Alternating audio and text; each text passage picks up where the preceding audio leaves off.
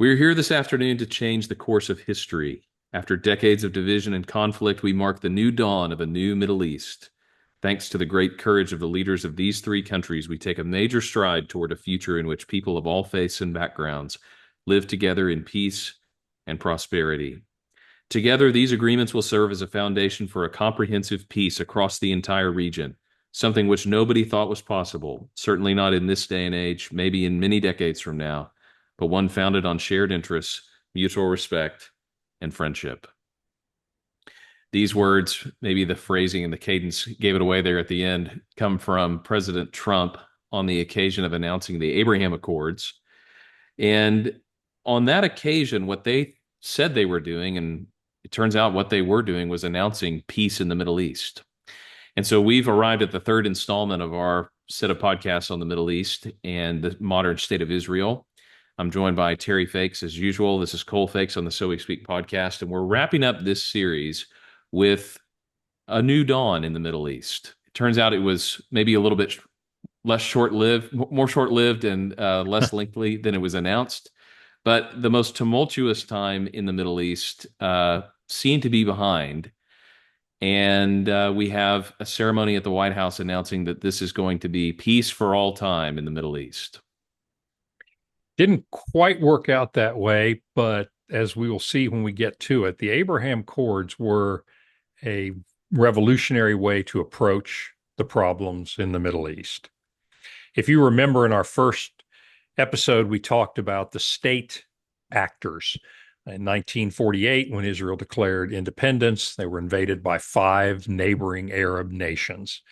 They followed up with a Six-Day War in 1967 and the Yom Kippur War in 1973.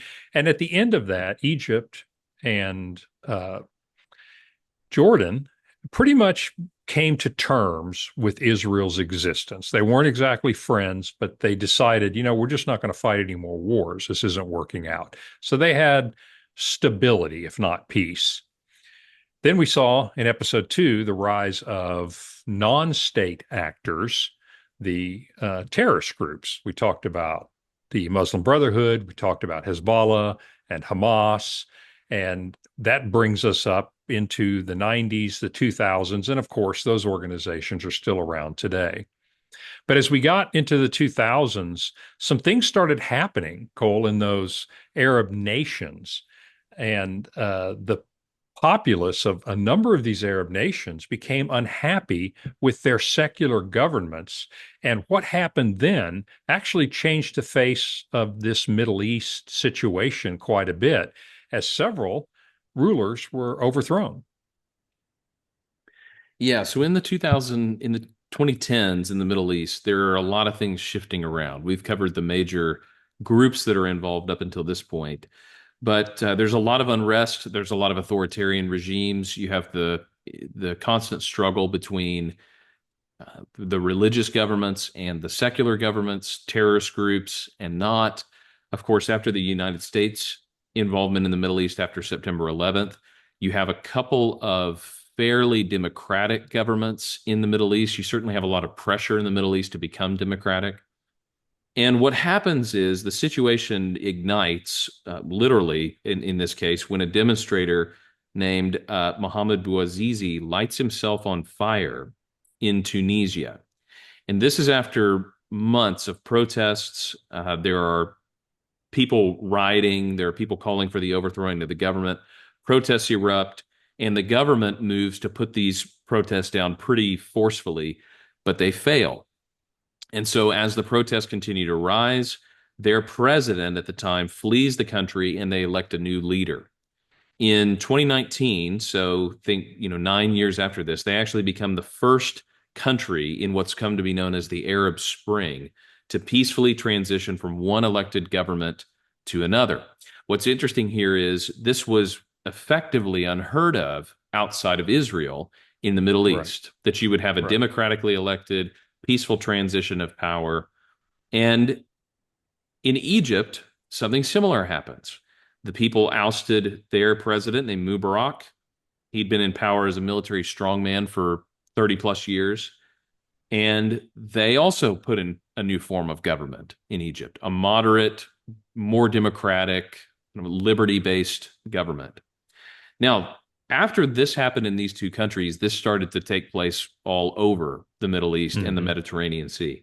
But things were not quite so smooth elsewhere. You had uprisings in Yemen and Bahrain that ended up with horrible, just bloody civil wars, kind of locked in a stalemate. In Libya, the uprisings displaced Gaddafi. They formed a new government. They later killed Gaddafi while he was on the run. Of course, just about a year after this, the unrest in the country continues. And in 2012, a terrorist group called Ansar al-Sharia attacks the U.S. embassy. And this is, if you remember, this was a huge to do in the United States because of the intelligence failure Right. to act. Hillary Clinton criticized over this, but the country was in total unrest because they were in the middle of a government change, and this was another result of the Arab Spring. In Syria, something similar happens. You have the government of Bashar al-Assad. His government survives through the means of severely oppressing his own people, using chemical weapons on his own people, and interestingly enough, in the process becomes effectively a vassal state of Russia. Right. So you have one of a couple of things happening here in the Arab Spring. On the one hand, you have a couple of countries who throw off authoritarian governments and they have some kind of more democratic representative government. You have certain countries that descend into total absolute chaos, which, as we talked about last time, these vacuums always lead to a rise in terrorist activity. And then you have other places like Syria, where the government, in order to save itself, Hmm. becomes indebted to another country, in this case, Russia. In fact, Right. a lot of people think that this was the moment that Russia, after the fall of the USSR in 1989, the Russian influence in the Middle East wanes. And this opportunity, this Arab Spring opportunity, is where Russia really gets entrenched again in the Middle East. This produces a new alignment, though. And in fact, what's so significant about the Arab Spring is that as the Obama administration is realigning their geopolitical strategy in the Middle East, the governments and representative groups in the Middle East are realigning. To where, as we've been saying through this whole series, you have at one time the oldest problems in the world. The peace in the Middle East is something that extends back thousands and thousands of years. And Right. yet again, by about 2013, you have a new alignment with new leaders and new fault lines in the Middle East that are yet to be navigated by the U.S. or by anyone else. That's really true, Cole. You get a couple of things happening. Obviously, some transitions that were good, but you get, like you said, client states. So Syria becomes a client state of Russia, and they become embattled by rebels. And most of these rebels are Islamic extremists. Yemen fights a civil war, and one of the groups in that civil war were the Houthi rebels. They were rebelling in that time, and they are an Islamic organization, militaristic organization. They were successful enough that they didn't overthrow the country, but much like Hezbollah in Lebanon, there is a government, but Hezbollah is sort of the shadow government. That's really what the Houthis are doing in Yemen. Well, the Houthis didn't restrict their activities just to Yemen. They also began attacking Saudi Arabia. If you remember your geography, Yemen literally is attached to Saudi Arabia. So you see Islamic rebels having success in Syria. You see Iran fomenting uprisings with Hezbollah and Hamas and the Houthi rebels who are on their border. And some of the states like Bahrain and Saudi Arabia begin to realize that Israel is not their main threat. Their main threat comes from these Islamic extremists exploiting the instability of the countries around them. And as you said, that changes the political calculus of the Middle East. Probably the other factor to get us back up to the Abraham Accords where we started, and certainly to set the chessboard of the modern Middle East, is let's hop back into our story that we left off in episode 2 on Iran. After the Iranian Revolution of 1979, Iran begins funding terror in the area. And we talked about once you have the treasury of a country, you can really fund a lot of terror. And that's what Right. they do. They do foreign policy essentially by threats of terrorism and by proxies, whether it be the Houthis or Hamas or Hezbollah or anybody else.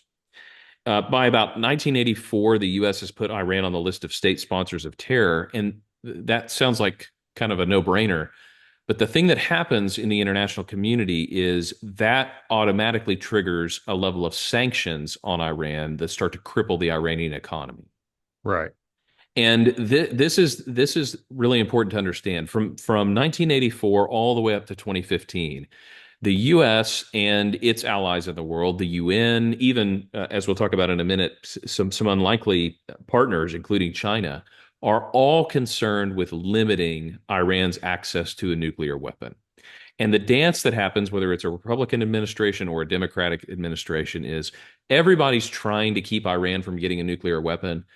There's a little bit of variance in the strategy, but mostly the strategy is impose really difficult sanctions, cut off the funding from Iran, and limit their opportunity to get a nuclear weapon. And the 90s and the early 2000s are essentially just that story played out over and over and over again. In 1992, Congress passes what's called the Iran-Iraq Arms Non-Proliferation Act, which essentially penalizes anybody from giving materials to Iran that could lead to nuclear weapons. Again, if you remember the timeline here from 1980 to 1988, Iran and Iraq had been in a war, Right. and they both had been trying to acquire nuclear weapons. In 1996, they limit the amount of money any country can invest in the energy sector in Iran, looking to stymie any opportunities for them to get nuclear reactors or enrichment. But by 2002, the terrorist organization, the Mujahideen, announces that they have built two nuclear reactors in Iran. So this is a big warning bell for the international community. By 2005, Russia, sensing an opportunity, begins to directly supply Tehran with fuel for their reactors. And at this point, the international community senses that they need to step in and do something about this. So you have this group of China, France, Germany, Russia, the UK, and the United States that begin to negotiate with Iran on slowing down their nuclear program. And again, if this sounds like a interesting mix of bedfellows, it is, and that's part of the reason it wasn't all that successful. Subsequently, the UN world nations start to sanction Iran even more, trying to keep them from continuing towards a nuclear weapon. And finally, in 2015, the Obama administration makes what they call a great stride forward through what was called the Joint Comprehensive Plan of Action, the JCPOA, or the Iran nuclear deal. But even after the Iran nuclear deal, which was designed, if we're going to give this the benefit of the doubt, the design was essentially to negotiate with Iran moving in an opposite direction. The negotiations before had essentially been stop your path towards a nuclear weapon, or we will continue to impose worse and worse sanctions. What the Obama administration did was they took a different approach. If you stop moving towards a nuclear weapon, we will relax some of the sanctions. Right. So they're going a different direction on the negotiations here to say, if you want to get some of these sanctions off, then work with us on stopping your nuclear program. Yes, exactly. And by the way, in this process, you talked about the strange bedfellows. It's interesting, Cole, when you think about Russia. So you have Iran, which is Shiite Muslim supporting extremism. One of the places that they support Islamic extremism is in Chechnya and other places in Russia. Russia sees Islamic extremist organizations as a serious threat and brutally suppress them. So, in one hand, you have Russia, who is not a natural ally with Iran. On the other hand, Russia now has a serious foothold in Syria. And any destabilization of the Middle East, I think they must have calculated that that worked in their interest. So they have this really interesting love-hate relationship with Iran. Mm-hmm. Yeah, it's an era that probably would be best described as an era of confusion in the Mm-hmm. aims of the major actors. What happens after the JCPOA, and again, this is highly politicized, but what happens after this is I think the consensus view is Iran does not stop their nuclear program. In fact, Right. they take some major steps forward just a year after the nuclear deal was signed, they test some long-range ballistic missiles. which were allowed under the JCPOA. That was one of the Yes. criticisms, is it didn't cover development of delivery systems. Yeah, kind of an interesting oversight there. They Right. restart their centrifuges to try to enrich uranium, and after Donald Trump is elected president, one of the things that he famously does is he leaves the JCPOA immediately. Thinks it's a bad deal, tears it up.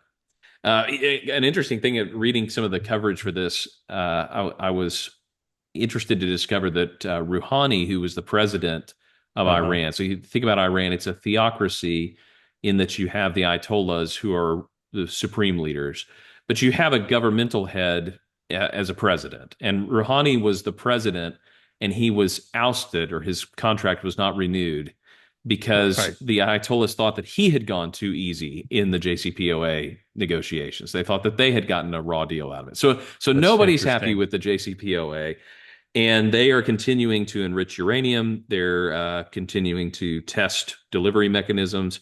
Trump administration leaves the deal, and when the Biden administration comes in, they don't rejoin the deal, but they're working on going back to the negotiations that they had had leading up to it. And what's interesting is if you look at the people involved, there's some interesting things about that can teach us about Israel here. The three people maybe most responsible in the Obama administration for the JCPOA are Bill Burns, Wendy Sherman, and Jake Sullivan. And these three also play big roles in the Biden administration. Bill Burns, who during the Biden administration was the director of the CIA, was one of the lead negotiators. And he was the one, which we'll come back to this in a minute, who was leading the negotiations between Israel and Hamas after October 7th. And so that'll give you a window of insight into why Israel was very suspicious of taking U.S. advice when you have somebody like that who's negotiating. Wendy Sherman, who was the lead negotiator, was the deputy secretary of state under Blinken. And then, of course, Hmm. Jake Sullivan was the national security advisor. So you Right. have a group of people carried over from negotiating this deal the first time that are trying, because they believe in it, they're trying to get back to the negotiations that they had in 2015. And so you have, after the JCPOA, a total reversal in the Trump administration. And then during the Biden administration, you have another total reversal. And then now that Trump has been elected again, you're guaranteed to have another total reversal. And Yeah. this is part of what creates the opportunity for what happened in Israel on October 7th is you have complete Right.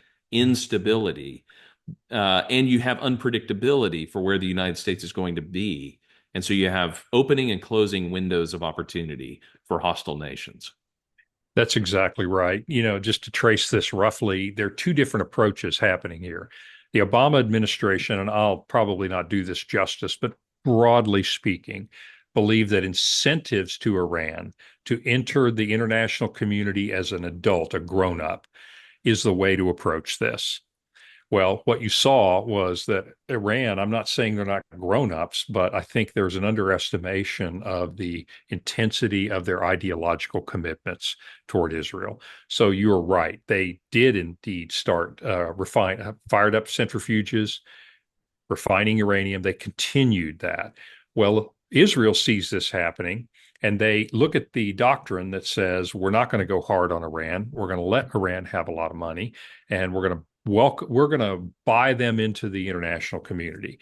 Well, for Israel, this is existential. They can't afford for Iran to make that kind of progress. So if you remember, they pretty brilliantly introduced a computer virus into the centrifuges and caused them to spin too much and destroyed them, not by a military strike, but by a cyber attack. And that set Iran back for a little while.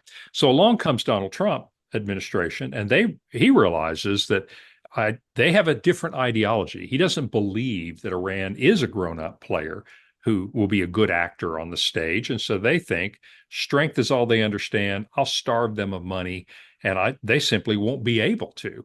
Well, that did appear to be working, although clearly you could criticize that approach.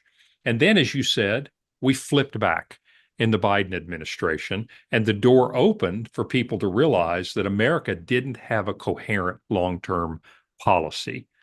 in the Middle East. And I think you're right. I do think that is ultimately what set the stage for the uprising and the arming of Hezbollah, the Hamas attack on Israel, and then we'll talk about the Abraham Accords in a minute, but kind of the stalling of the Abraham Accords. In the Biden administration, they could have been carried forward, but they were not. And so the flip-flopping in these two ideologies, Cole, is not helpful to any kind of stable presence in the Middle East. Yeah, so this gets the dynamics right to understand the last couple of years in Israel. So after the Trump administration comes into power, they not only think, well, this JCPOA is a bad deal. They think the strategy, the worldview is completely wrong. Like you said, Right, Iran is right. not a reliable partner to build your strategy around. Now, what do they decide? And I remember reading Jared Kushner's book, Breaking History. It was a great memoir of what happened there. And if you It's listen to Pompeo talk about this, what they say essentially is they tried to invert the problem. Peace in the Middle East had mm-hmm, always been basically trying to get peace between Israel and the Palestinians. People viewed that as right, kind of the center of the problem. And people also thought that you could eventually make enough headway with either democratic nations or rational actors to do diplomacy like what's happened in Europe in the last 500 years. Bitter enemies that have fought world wars, that have taken over each other, but finally have kind of they've settled into an equilibrium there. The Trump administration says, I don't think this is the key to peace in the Middle East. And instead, what they do is they decide to forget the Palestinian problem altogether and instead take the shift in the relationships in the Middle East that started in the Arab Spring, take some of these more secular, more democratic types of governments and start to negotiate peace in their own best interest with Israel. Now, the thing you're relying on here is that you, one, have a government that is looking out for its best interest in terms of trade, diplomatic relations, access to U.S. Trade and markets and all of that. And you're banking on that being a much bigger deal than the ideological problems they have with Israel. The second thing that you're right, hoping for is that there's a fault line somewhere where you can isolate a common enemy. And when right, it comes to the Middle East at this point, the common enemy that many of these nations can identify is Iran, not Israel. So there's a whole long history on this, and it would be interesting to go into it. But to put it in a summary, the two major poles outside of Israel are Saudi Arabia and Iran. They're the two biggest economies. They're the most powerful. And what you have is they are locked in a proxy war in Yemen. And they mm-hmm, had diplomatic relations, but these diplomatic relations break down right about the time of the JCPOA over the proxy groups that they are funding in Yemen. So they're effectively fighting each other without fighting each other. They're funding groups that are fighting right, each other in Yemen. And it's not until March of 2023, actually, that they reopen diplomatic relations brokered by China, of all people. And yeah, not a that's an good interesting sign. development in and of Yeah, itself. But what the Trump administration says is, okay, if we don't have to start with the Palestinians, and we have some nations that are looking for what's in their best interest economically, and if we have a common enemy, then why don't we shift the strategy and try to align Middle Eastern relationships around an opposition to Iran centered on relations with Israel and friendly engagement with Saudi Arabia? And that's what you see happen in the Abraham Accords. So in 2020, you have normalization agreements. The announcement that I read earlier was from the very first one, which is the UAE and Bahrain. Now, UAE, you have to remember, is an ally and is their lineage is very similar to Saudi Arabia. right, So even though Saudi Arabia doesn't normalize relationships, several of their brother states are doing it. And so you can see the influence that, the Trump administration building that relationship with Mohammed bin Salman. He's trying to, I wouldn't say secularize, but he's trying to modernize Saudi Arabia. He's got very strong economic interests, and they start to make deals all the way around Saudi Arabia. And you have to think that the crown jewel would have been normalizing relationships with Saudi Arabia. In right. fact, I saw somebody commenting on this that the process was underway with them leading up to 2020 when the transition took place, and then it stalled out. And the hope would be that in this new administration, their top priority will be to pick up where they left off and ink a deal between Israel and Saudi Arabia. So this is a very different approach. You've got some of these more moderate states centered around Saudi Arabia normalizing relations with Israel over and against the fact that many of these people still don't like Israel, but they realize that Right. Iran is a much bigger threat to their way of life. That was the brilliance of that approach, really, and I applaud them for it. Uh, is the idea that up until Trump's time, and still today, this is the line that the Arab countries will push: is they will say we are willing to, and now we're talking about normalizing relationships. We're not talking about a peace treaty, but we're talking about acknowledgement of Israel's right to exist. Let's stop warring with each other. That's a very positive move. Up until this time, all those Arab nations, all those Muslim nations were united in a united Islamic front to say the only way we'll talk to Israel about normalizing relationships is once the Palestinian problem is solved. Now, what the Trump administration did after many, many years of trying to solve the Palestinian problem, and of course, the Palestinians are in many cases a useful chess piece to the Arab nations. So what they did was they said, look, they go to these Arab nations one at a time and they say, you and I both know that the big threat is Iran. Iran's funding extremists who are attacking you. And if you wait around to line up with us and Israel until the Palestinian problem is settled, you won't be here to have that discussion. In other words, they successfully convinced them, Cole, that Iran was a bigger threat. And they basically said, look, let's just kick the can down the road on the Palestinians and let's turn your attention to the bigger threat. And four nations did that before Trump's administration ended. You mentioned Bahrain and the UAE, United Arab Emirates, but then Sudan and Morocco as well. Saudi Arabia, once you get several people doing this, they were the next big domino to fall. And once Saudi Arabia agrees, you'll see a number of countries come into line. And that was the hope of the Trump administration, but the clock ran out on them. But do you think that there's going to be success in restarting that now that we've had 4 years of an administration that did not pursue that? Do you think that we'll see the Trump administration try to restart those discussions? I think that's inevitable. And I think one of the reasons that that will be successful is if we fast forward to October 7th, on October 7th, Hamas, who is funded by Iran, attacks. They go into Israel out of Gaza. They attack, they kill, torture, take captives. I mean, it's one of the worst things you can imagine. And yet it doesn't set off a broader regional war. What was interesting Right. about that as compared to the other things that we've talked about is in 1973 and 1967, you had these coalition groups that wanted to fight Israel. And Mm-hmm. here, once they invaded, then you had and took captives, you had Hezbollah shooting off more and more rockets. But outside of Iran's proxies, you notice you didn't have anybody else Right. in the region who wanted to join in and take advantage of a weak Israel. In fact, once there were kind of the return strikes, what you saw were countries like Jordan and Saudi Arabia not only not attacking, but in some covert ways helping the United States and Israel defend its borders and its territory. This would not have happened without the Abraham Accords. And it makes me think that the raw materials are still there to expand the Abraham Accords with other friendly countries in the region.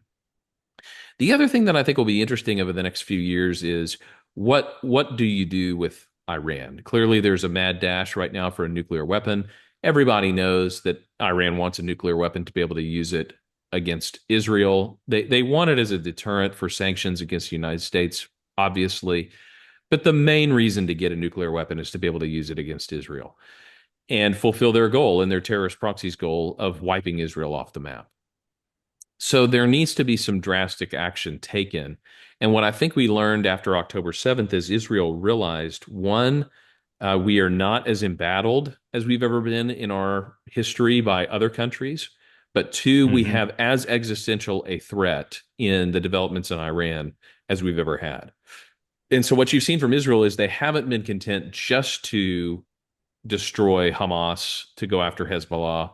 They are now threatening Iran directly. And a lot of people in the Trump world and kind of the conservative foreign policy establishment think that this is the time. This is the time to deal with the Iran problem and to stop fighting the proxies because you have an opportunity right now where Iran is very isolated, and it would be a good time to strike.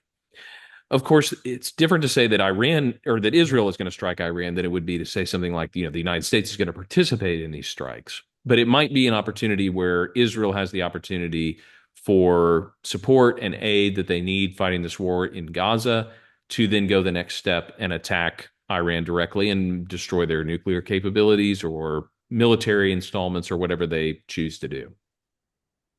Yeah, I think the Biden administration said no to Israel in retaliation that they couldn't hit the nuclear sites, and that might be wise. But they also took the oil refineries off the table, which would have crippled Iran's economy. I think a Trump administration might view that a little differently because they may see this as the time to cripple Iran.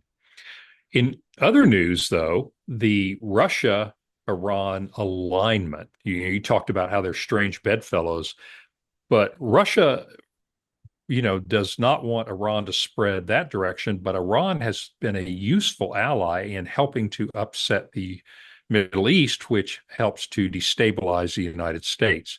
And so now you see Russia moving into Syria and Iraq and trying to destabilize it, basically making a handshake agreement with Iran.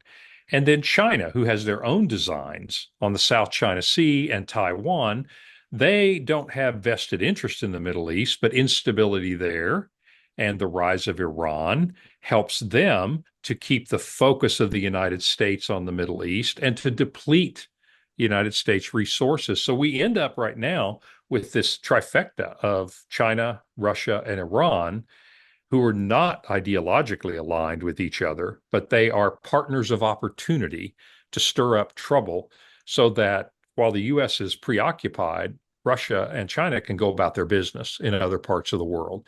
It seems to me to be a very dangerous time because once the Middle East got out of control, it's not so much just the Middle East, but the attention that the Middle East takes and the attempt to keep Iran from getting a nuclear weapon and there being a wide regional war there really preoccupies the United States and the United States military. And so I do think that the alignment of convenience between China, Russia, and Iran is an extremely dangerous situation, not just for the Middle East, but for us as well. I think one of the most interesting voices on this has been Bridge Colby, who was just named the National Security Advisor for, or yeah, I think he's going to be the National Security Advisor for the Trump administration. And essentially, he's one of those people that's been calling for peace through strength in these Mm-hmm. foreign wars. Certainly, there's people on the right that just have an isolationist view of what's going on in these places. It's not Mm-hmm. the United States' business to support Ukraine or, to fund Israel or protect Taiwan or any of these things. But then you have another group who looks to be ascendant that says, no, it is in the United States' best interest, but it's in the United States' best interest to win and get out and Mm-hmm. give them what they need, finish these wars. Because the danger on the flip side is that China treats these conflicts as proxy wars to drain the United States of money, ammo, weapons, and attention while they do whatever they want, elsewhere in the world. And so it does look like, I saw a headline that the Qataris have decided that the leaders of Hamas are no longer welcome in their country the day after Trump was elected president. So you're seeing people shift, thinking to themselves, the Trump administration is not going to be quite so indecisive on these Right. proxy conflicts as the Biden administration has been. And on the other side, you've seen Israel flex its muscles in a way that I think took a lot of people by surprise. I mean, what they did Right. to Hezbollah, knocking off a commander in Tehran on Iranian Right. soil, was pretty impressive. Their intelligence networks are pretty deep. And so I think everybody is probably taking notice of the fact that if you have a Trump administration that's more geared towards partnership with Israel, Saudi Arabia, isolating Hmm. Iran, you have a Trump administration that's more serious about confronting this coalition of China and Iran and Russia, and then even North Korea, sending 10,000 Right. soldiers into Russia to fight. I Right. mean, you're seeing people come together in some strange ways. But I think if that's what people are expecting from the Trump Hmm. administration, you are going to see some things change relatively quickly here in the beginning of 2025. I agree with that. Trump is no longer really an unknown quantity in the Middle East. Now, he may do some things differently now. He's got some different advisors, but fundamentally, when it comes down to the two ideologies, the Obama Biden ideology of inviting Iran into, sit at the big kids table, or Trump's, which is strength. And if you want to sit at the big kids table, you need to act right before you need to behave. And so I think they realize that whatever Trump does, it's going to have that ideology behind it. And Trump is well known for punishing those who are on the other side, whether that's with tariffs on China, whether it's funding, whether it's military strikes potentially at Iran. And Qatar is pretty isolated if you think about it. I mean, Qatar got a big pass in the Biden administration. You literally are allowing the Hamas leadership to live in your country, and you are representing them in the talks. They are a Hmm. tiny country tucked on the eastern coast of the Saudi Arabian Peninsula.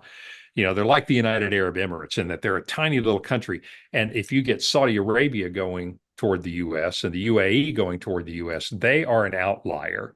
And I think they realized we need to shift strategy because they could easily get isolated under a Trump administration. So I agree with you. People see what's coming and they start to realign their strategy. And I think we're already seeing that. And frankly, if I were Qatar, I'd want to cut a deal with this administration and not wait for the Trump administration. That's just Hmm. geopolitics, and it does make sense. Now, we started this series to talk about modern Israel and to examine their situation in the world. How did we get to where we were? What happened on October 7th? There's been a lot of coverage of that and a lot of good coverage of that.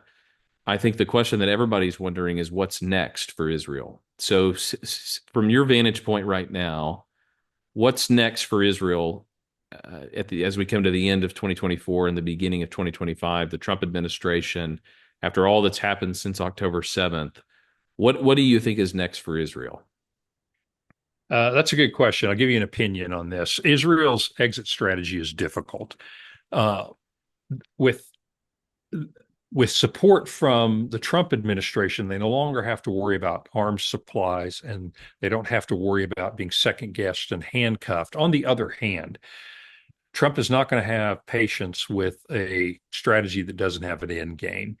So, on the problem Netanyahu has is his hardline right coalition, which is the core of his coalition, wants to annex the West Bank, which would explode the whole place. They want Hamas completely destroyed, and they basically would support, I think, an invasion of Lebanon. I think a more likely outcome is going to be a little more moderate, and that is basically to continue with Hamas until you get to the point where you have they're 20 years away from being reconstituted, and then look to the Trump administration to broker some kind of an exit strategy there. With Hezbollah, I think it's to drive them back north to the UN approved line and then try to get some teeth in keeping them there because they're not going to destroy Hezbollah. In other words, make peace on favorable defensive terms with both of them, and then turn their attention to their real threat, which is Iran and the nuclear weapon. So I think you will see some kind of brokered peace with the Hezbollah and something in Gaza, but I think the bigger question is that Israel can't afford for Iran to get a nuclear. They will go to war over that to get a nuclear weapon. And so I think that'll be the biggest Trump challenge is to demonstrate to Israel, don't do anything drastic. We're dealing with Iran. So I think we'll see. My prediction could be totally wrong. Is the war with Hamas and Hezbollah wrapping up with some kind of negotiated peace in the near future. What are your thoughts? Well, I definitely think the exit strategy is the biggest question with Hamas and Hezbollah. I think you're going to see basically mirror image situations between Ukraine and Israel. Israel will Mm-hmm. negotiate to favorable terms. Ukraine, it doesn't seem that there's any way around. They're going to negotiate to very unfavorable terms, but probably both of these conflicts are going to get wrapped up here in the next 6 months to a year. I'm maybe I my sense is that Iran is going to sprint for a nuclear weapon between Right, now and early in the Trump administration. And I maybe would say that you're going to see a couple of direct strikes on Iran, and you're going to have Israel, Netanyahu, banking on the fact that the U.S. and whoever else are going to essentially keep everybody else in check. I mean, you've got that carrier group that's over in the right, Mediterranean, and one of those tacit nobody move kind of moments in foreign policy where Israel is able to dismantle in some way or another Iran's nuclear capabilities. So that's what I would think is probably going to happen at the beginning of the year. Is you have some decisive right. action from Israel, and I think if they're successful in that, probably things do wind down for a little bit. I think you probably go back to a place of peace, like we said, peace in the Middle East. Only 5 years later For than what now, they had yeah, declared, but right. and you never know what's going to happen next. But that would be my sense. Probably there would be a little bit more hot war going on between the two than we've seen. But to conclude though, the most probably pressing question is when are we going to get to go back to Israel? Do you have a sense of when that's going to be? I think we're probably still a little ways away. If I had to guess right now, because I agree with you, I think Israel will turn its attention pretty quickly to dealing with Iran. I think the Arab countries will sit on the sidelines because a nuclear Iran is very bad for them as well. Uh, Neither Russia nor China are in a place to really push the issue. There'll be a lot of squawking, but at the end of the day, when the dust clears, everybody will live with that. So I think once that's done, we'll go back to Israel. If I had to guess, it would be 2026. I think Yeah, 2025 will be the year where these things, I pray, wrap up and wrap up favorably for everyone in the region, not just Israel, but the average person in Lebanon and in Gaza, no matter what their sentiments are, their lives are not very good and they aren't going to get any better until the terrorists no longer drive their strategy. well, there were certainly moments in the last year where I wondered if we'd ever go back to Israel and if, Mm-hmm. Israel would continue as we know it. And I'm feeling much better after what they've been able to do, after the courage that they've shown, that not only will we go back and not only will the country be preserved, but that the best days of Israel are ahead as far as their state and their economy and their place in the world. And that dream that we began with for a Jewish homeland for people who wanted to live there will continue on. And I'm very glad about that.